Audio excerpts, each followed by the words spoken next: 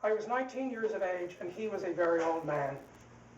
Over the pipes it developed that he was born in western New York and had gone west at an early age.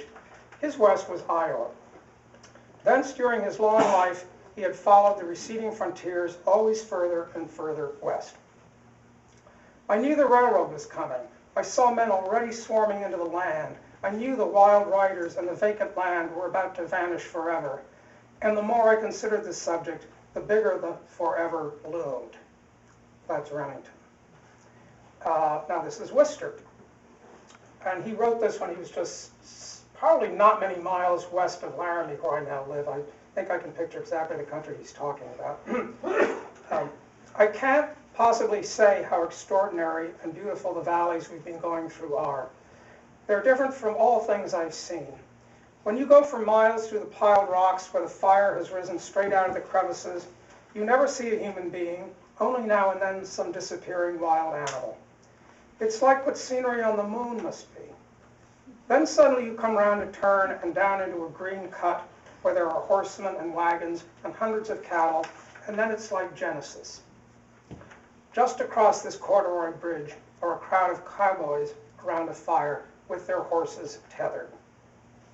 And now my favorite, which I think is one of the greatest passages by any Western writer, or any writer for that matter, written in description of the American West. And this is from Teddy Roosevelt. I think you all read Ranch Life and the Hunting Trail and Ranch Life and the Hunting Trail before this meeting. But here is this great passage. When the days have dwindled to their shortest and the nights seem never-ending, then all the great northern plains are changed into an abode of iron desolation. Sometimes furious gales blow out of the north, driving before them the clouds of blinding snow dust, wrapping the mantle of death round every unsheltered being that faces their unshackled anger. They roar in a thunderous bass as they sweep across the prairie or whirl through the naked canyons. They shiver the great brittle cottonwoods, and beneath their rough touch, the icy limbs of the pines that cluster in the gorges sing like the chords of an Aeolian harp. All the land is like granite. The great rivers stand still in their beds, as if turned to frosted steel. In the long nights, there is no sound to break the lifeless silence. Under the ceaseless shifting play of the northern lights, or lighted only by the wintry brilliance of the stars, the snow-clad plains stretch out into dead and endless wastes of glimmering white.